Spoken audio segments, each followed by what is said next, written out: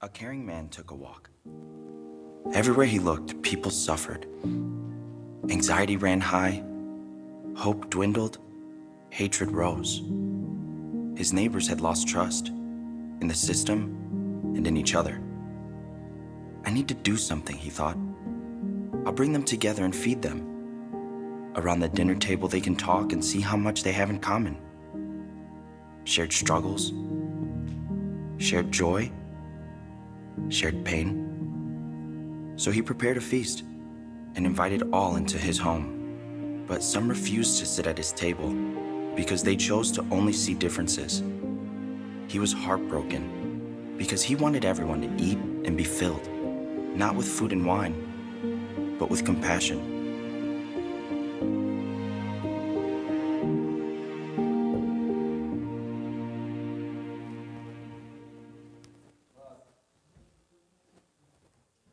So depending on where you sit, that could really be seen as kind of radical. I mean, I don't know, who do you go out of your way to hug, embrace, want to include, right?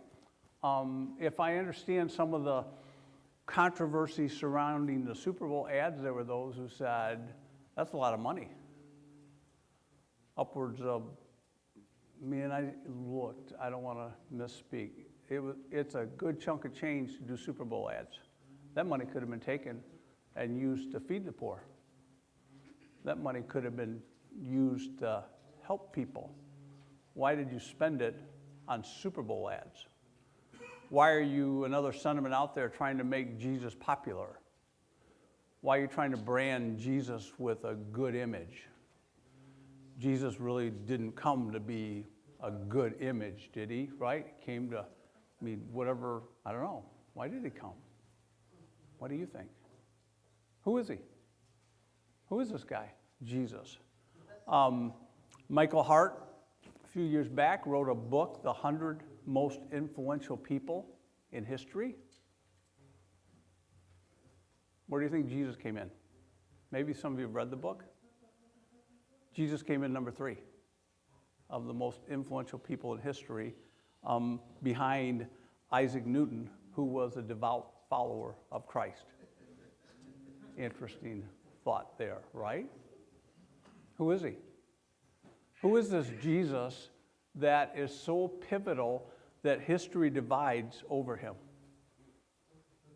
BC AD. Before Christian era, after Christ. We divide our years on the birth of Jesus. There are groups that celebrate him. There are groups that despise him. Who is he? Who do you think he is? Who do you say he is? Because how you answer that question, straight up, how you answer that question does define you. It says a lot about you and I, how I answer that question, right?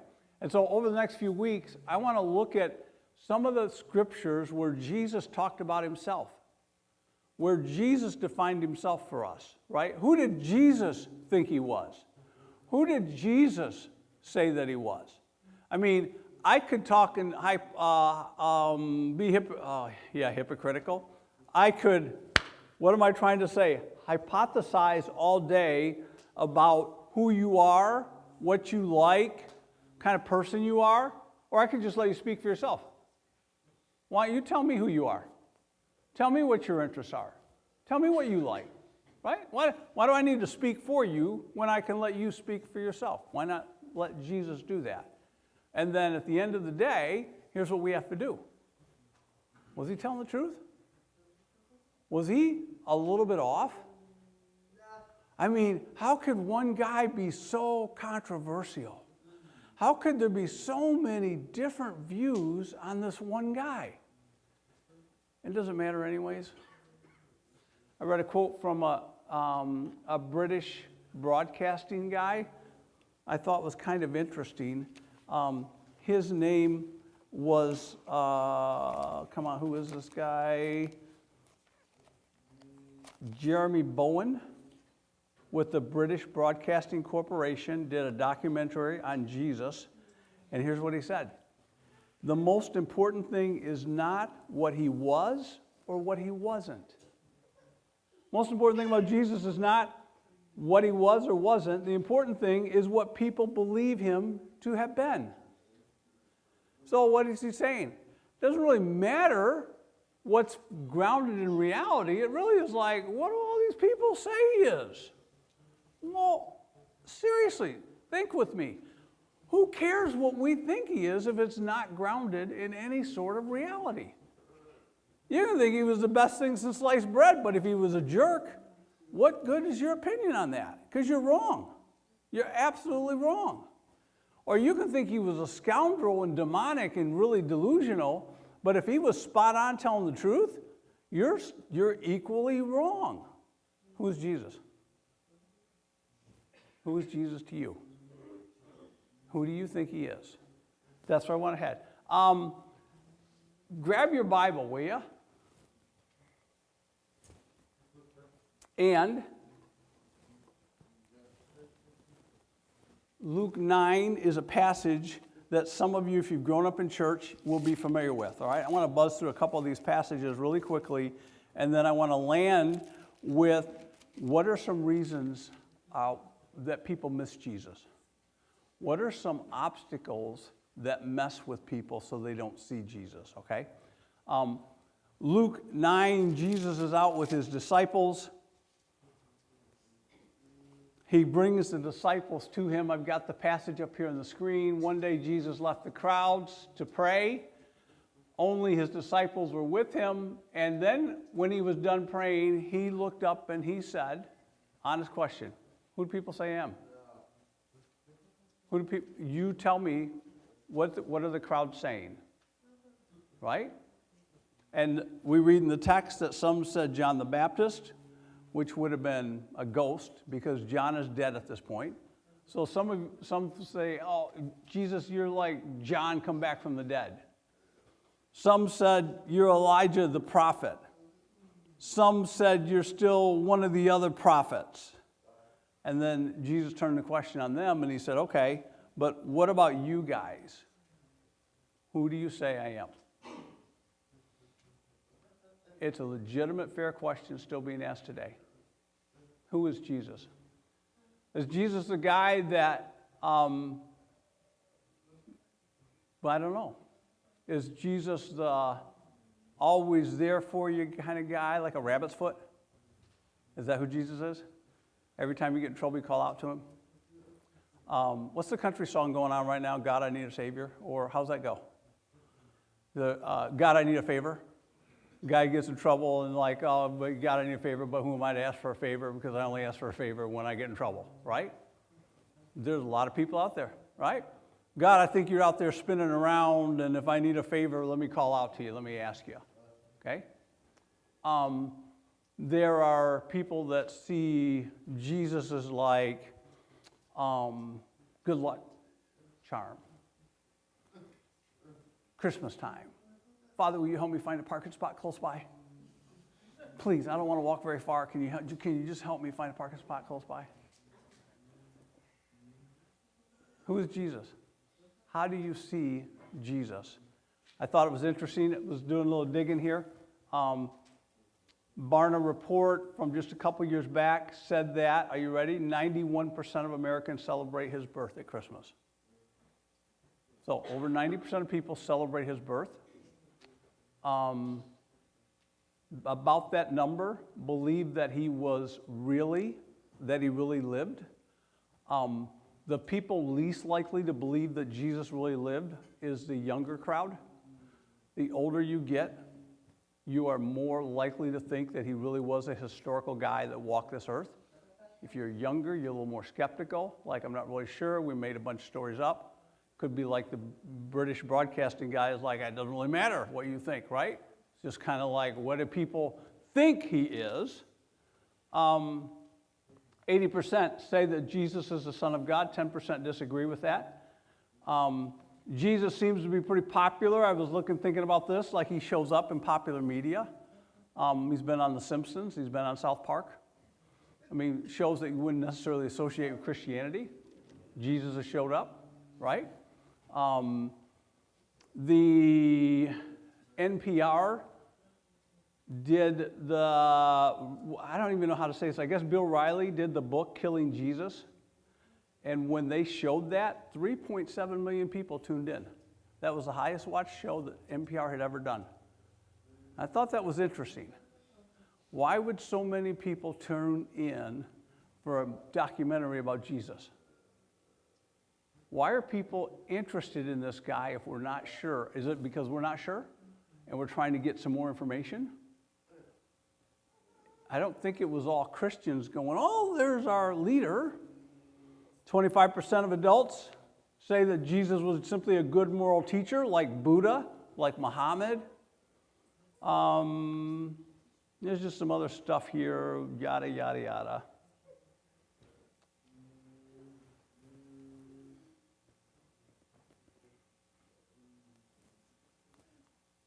One time, Jesus was asked in John chapter 8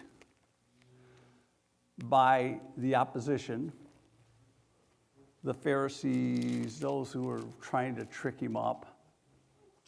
They were arguing over where he came from, who his parents were. We're from Abraham. We know you're an illegitimate son. You don't even know who your dad was. But they ask him in verse 25, and I have it highlighted in my Bible because I just think it's an interesting question, that they said to him, who are you? They asked him, who are you? Would you just flat out tell us who you are? Jesus said, I'm the one that's been telling you all along. I have a lot that I could say to you. The one who sent me is reliable. And what I heard from the Father, I've been telling you all. But you all don't want to get it. You all don't want to listen. Let me ask you a question. If Jesus was really the Christ, the Son of God, what problems does that pose? Have you thought about it that way? If Jesus is really God, there are all sorts of difficulties with that, right? What are the difficulties with Jesus being the Christ? Let that run around in your brain for a little bit. Because it's not as simple as like, all right, well, Jesus is God, man, we're all on board. No, there are some serious problems with that. And there's some serious problems for you and I in having to answer that. Well, they asked Jesus, who are you? I've been telling you who I am. I've come from the Father. The words that I speak to you are from the Father. And then they get in this little kerfuffle about, Jesus said, they said to him, let's see here, if God were your Father, you would love me, for I came from God, verse 42, and now I'm here. I've not come on my own, but he sent me. Why is my language not clear to you? What are you not getting? I'm telling you plainly. Because you are unable to hear what I say. You belong to your father, the devil. Oh, man, that ruffled feathers. Yet because I tell you the truth, you don't believe me. Can any of you prove me guilty of anything wrong I've done? I'm telling you the truth. Why don't you believe me? He who belongs to God hears what God says. The reason you do not hear is that you do not belong to God. And they're hacked. They're like, oh, you talking to us? Man, we're sons of Abraham. We've got this heritage, this lineage. We've been Christians in our family forever, they might say in today's vernacular. We're Abraham's descendants. So they just jump on down to the end. How can you say you are not yet 50 years old and you have seen Abraham? And Jesus says in John 8:58, I tell you the truth, before Abraham was born, I am. And that statement made them want to pick up stones, and they were going to throw him. They were going to throw them at him. They were going to kill him, because what Jesus was doing when he said, I am, he was equating that he was the same as the God of the Old Testament that you find when God came to Moses. And Moses said, all right, I get this. You want me to go like tell Pharaoh, let my people go. He's going to ask me, who sent me? And God just said, you just tell him that I am, the great I am sent. Think about that second. That really happened, because the Jews still celebrate the Passover to this day. That's what that's all about. The Passover is all about Israel, the Jewish people, being released from bondage. So it's a historical event. You can dispute if you want the meaning of it, but it happened in history. And Jesus now, here, says, hey, I'm going to tell you, I can't make this any clearer for you. Before Abraham, who was way back when, I existed. And they picked up rocks, and they were going to stone him right then because he was equating himself to be God. Who is Jesus? Who do you say he is? Let me come back to the question I asked you a moment ago. Fair question, right? What is the difficulty or the problem if Jesus is who he said he is? What difficulty for you does it make if Jesus is who he said he is? If he's the Son of God, if he's the Christ, if he's not just some good ideal that a bunch of us buy into, but he actually was God come in the flesh. What problem does that make for you? I'll give you one, at least worthy you're thinking to, worthy of you're thinking of. You're going to have to answer to him. You'll have to answer to him. Because he is who he said he was. And then that makes the scriptures true. And if it says in Philippians that every knee will bow and every tongue will confess that Jesus is the Christ, that's your knee, that's your tongue bowing and confessing that he's it. And you will either do it in this lifetime or you will do it in the next lifetime, but you will bow and you will confess. And so for me, there's a great sense of comfort in knowing that Christ is who he said he is, and if I would follow him, if I would submit myself to him, then I have his leadership. I have his reigning over me. I can look to him for wisdom. I can ask him for direction. I know he cares about me. I know he loves me. I know he has my best interest at heart. This isn't just what I do on Sunday. This isn't just a place to go to feel good about my religion. But it's that we worship the Almighty God who knows us, loves us, calls us by name. That's extremely freeing in times of difficulty, in times of hardship, in times when your health fails, in times when you're not sure about the future. You know that you serve the one who knows the future.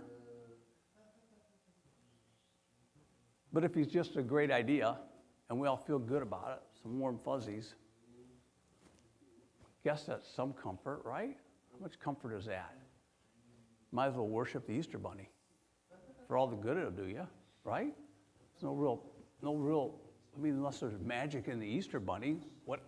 Come on. It's not grounded in reality. So, they messed up, they stumbled over this, and that just made me think, and I asked myself these questions in the text, is how do people miss Jesus? He was pretty clear. He didn't mince words. He didn't stumble like, oh, hang on, let me think about that for a second. I'm not really sure. He was pretty like, here's who I am. So how do we miss him? John chapter 4. I want to tell you the story of a woman that missed Jesus, but she's probably just like a lot of people, right? And the ways in which she missed Jesus, I don't think are all that like, crazy like out there. I think she's just a regular common person. John chapter 4. I'm going to start reading verse 4. Now Jesus had to go down to Samaria, so he came to a town in Samaria called Sychar, near the plot of ground Jacob had given his son Joseph. And Jacob's well was there, and Jesus, tired as he was from the journey, sat down by the well. And it was about the 6th hour, about midday. When the Samaritan woman came to draw water, Jesus said to her, "Will you give me a drink?" And his disciples had gone into town, and they were going to buy food. And the woman said to him, "You are a Jew, and I am a Samaritan. Woman, how can you ask me for a drink?" For Jews had nothing at all to do with Samaritans. One of the things that I think causes people to miss him is simply this, that they don't believe, as I say up here, that they're not looking for him. they don't believe God cares. That could really be people online, or maybe you're sitting here today. You're just really not sure God cares. What's the big deal?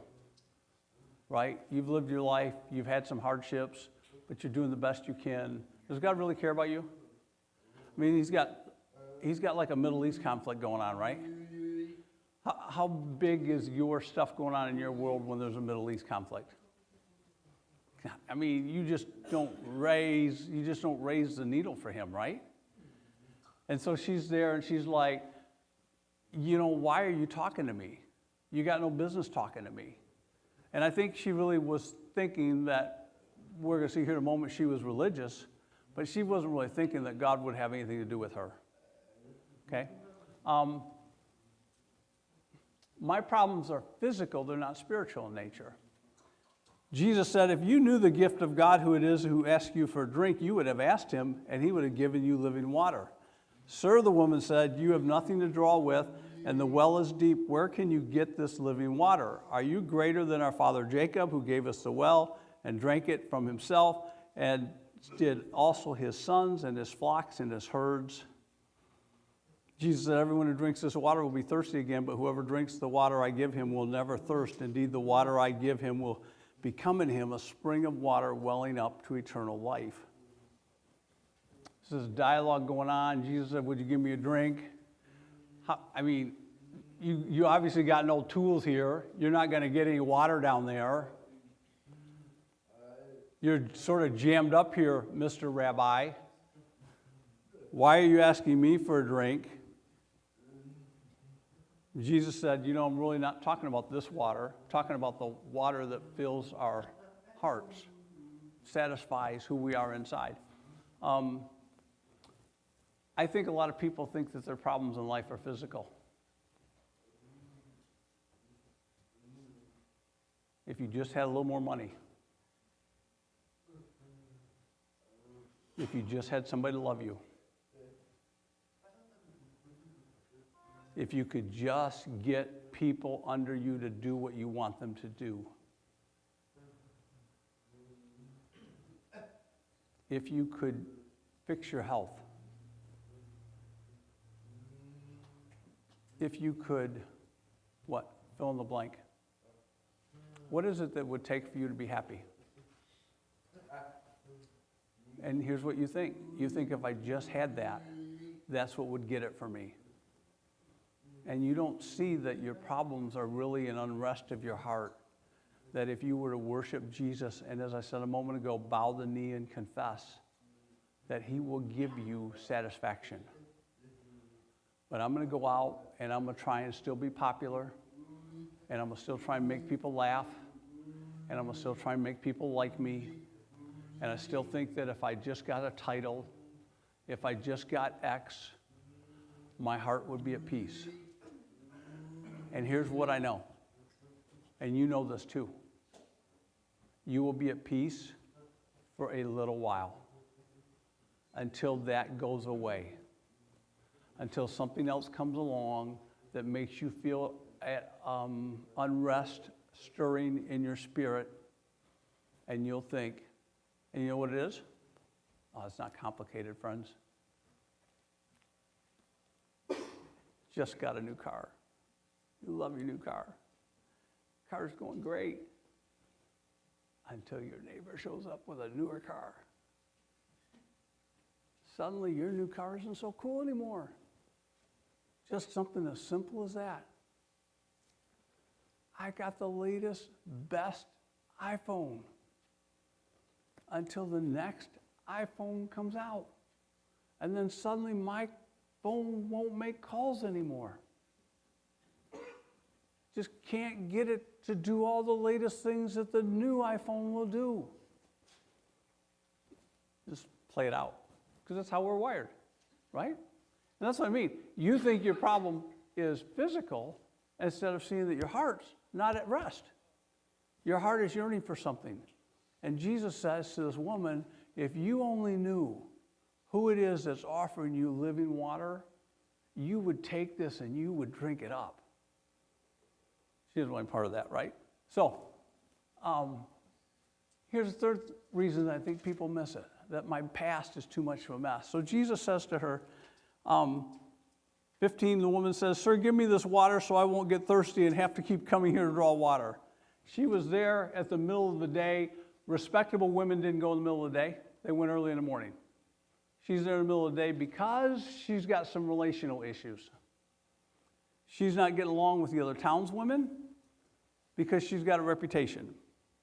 He told her, "Go call your husband and come back." "Hey, I love talking to you. Go get your husband and come back." And she said, "I have no husband." And Jesus said, "You are right when you say you've got no husband. In fact, you've had 5. And the guy you're living with now is not your husband." And he sort of puts his finger on what's going on in this woman's life. And she's like, "Ah." And I think for some people, this is what you might say. My past is too much to overcome. If you just knew the junk that was in my life, you know how I've heard it said in my world? Have you ever heard anybody say, "I'd go to church, but lightning would strike it"? Right? I mean, I've heard it. And I'm like, I have said to a couple of guys, because usually guys will say it more than ladies. I've said to the guys, "Look, you're not that big a deal." You're really not. You know, I'm not really worried that we're going to get hit by lightning if you show up. Not in the least, okay? You're just not that, but you think that you are, right? But what are you saying? You just don't know my past. You don't know the stuff I've done. You know how messed up I am. God could never love me. God could never use me. Jesus, I mean, yeah, it all sounds good, but I've just got too much baggage. What baggage do you have? What do you have that keeps you from full out? I'm going to talk to Christians right now. What if you would say to me, you're a Christian, a Christ one? What's the baggage that's holding you back from selling out for Jesus? What's the stuff that keeps you from being the Green Bay Packer fan in December, shirtless, with a letter on your chest? Those people are insane, right? What's holding you back from being insane for Jesus? And I bet there's part of you that's like, you just don't know, Mike. You just don't know what I've done, where I've come from. And I want to stand before you today and say that that's what the cross of Jesus is all about. We like to think Jesus, how do I say this? Jesus died for bad people. And all of us have sinned and fall short of the glory of God. And the fact that you're not perfect is not like earth-shattering news.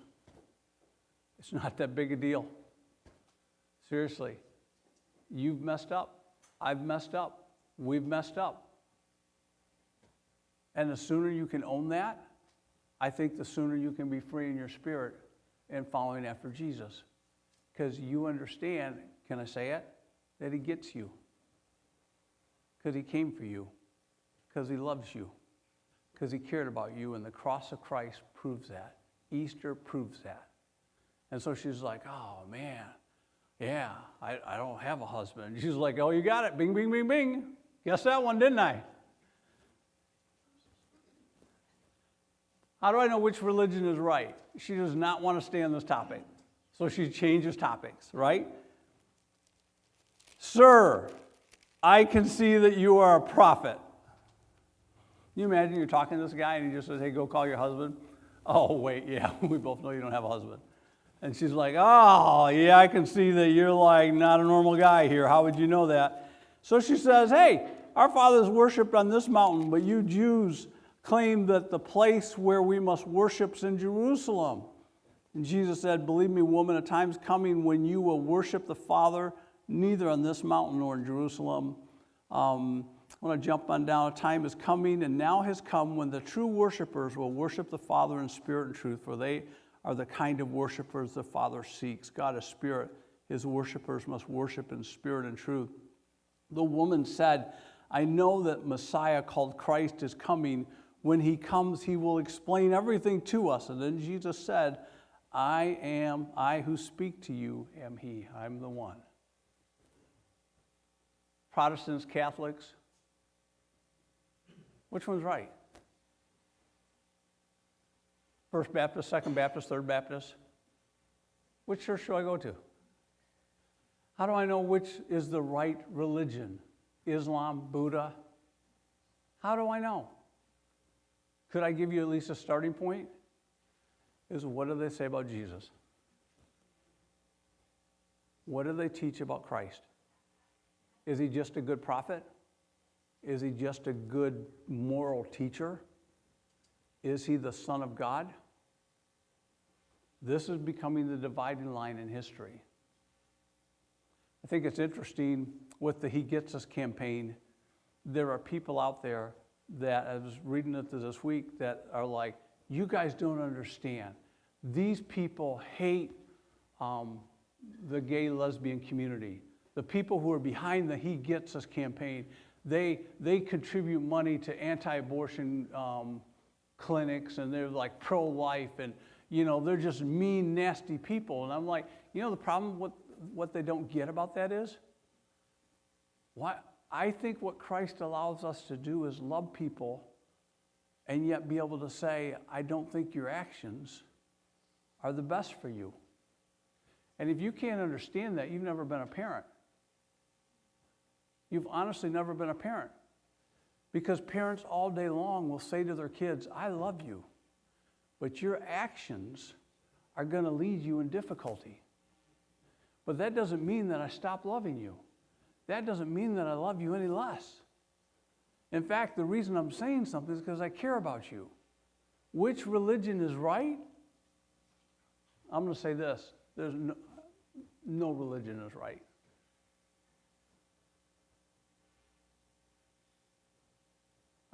I'm not religious.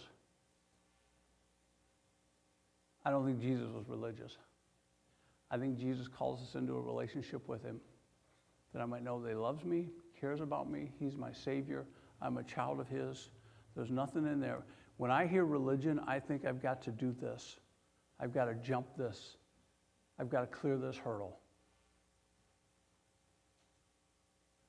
You in a marriage where you've got to jump through hoops? In your marriage, do you have to do certain things in order to be loved? You're not going to stay there. You will not stay there. You will grow tired of that. You want to be in a relationship where you are loved for who you are, you're valued for who you are, you're appreciated for who you are, and Jesus is the same way towards us. That's why I'm not religious. I have sometimes basketball court, are you religious? No, I'm not religious. I'm really not. I'm just a regular guy that's following Jesus. The last thing that I think trips people up is that Jesus' followers get in the way. That's you and I. Look at verse 27. Just then his disciples returned, and they were surprised to find him talking with a woman.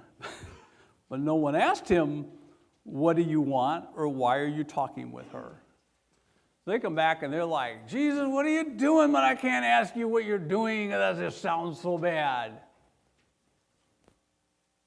How many of you, without show of hands, have been hurt by a Christian? I bet you half of us in here have had somewhere in your past you've been hurt by somebody who says the name of Jesus and they follow him. We are our own worst enemies. We shoot ourselves in the back. We cut ourselves down. The love that we just spent a series talking about, we fail to show. Christians attacking the He Gets Us campaign just makes me shake my head. I don't think they're trying to brand Jesus and make him like some superhero. I think they're trying to say to the regular person out there, Jesus gets you. Jesus is for you. There were people that were like, oh, the last one, the Super Bowl commercial, if you saw it, it was because it was a whole 60 seconds of people washing people's feet. Jesus never washed the feet of sinners. He didn't do that. He only washed his disciples' feet, right? I don't know. It seemed to recall Judas was part of that group. Missed that part, right? The guy who was about ready to sell him out was one of the ones that Jesus washed his feet.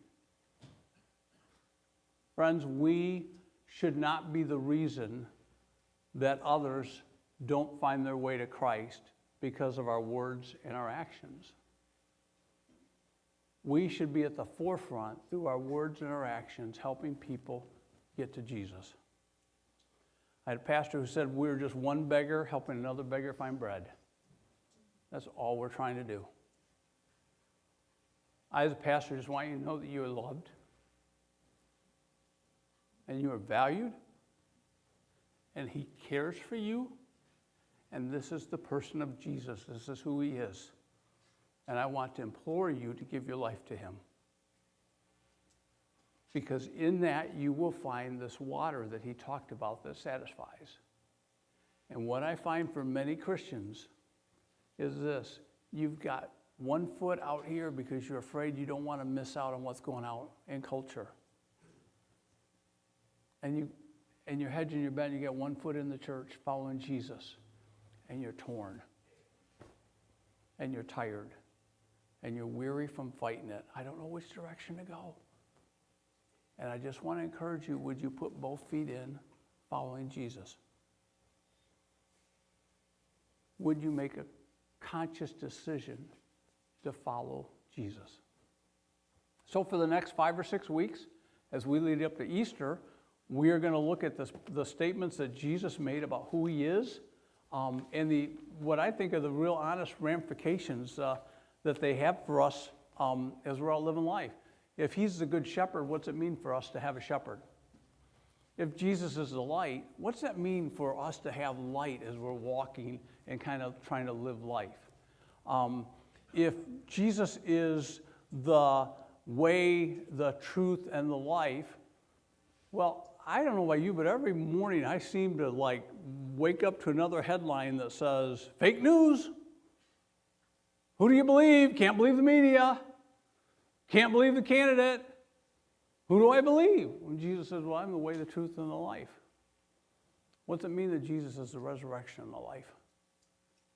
What does it mean that if I were to follow Christ, I grew up thinking this way: oh man, I want to follow Jesus because when I die, I want to go to heaven. Right? I think a lot of people think, when I die, I want to go to heaven. So what happens for those times before you die? Just doing the best you can? Or does your life begin when you begin to follow Jesus and it just carries on into eternity? That's a whole other way of looking at it, friends. That's where we're headed. Who is he? I think people in culture are asking that. I think people in culture really want to have intelligent conversations with people who understand who Jesus is and how I can know him. That's what I want for you. That's what I want for us. I'm going to invite the team up. They're going to lead us in this last song.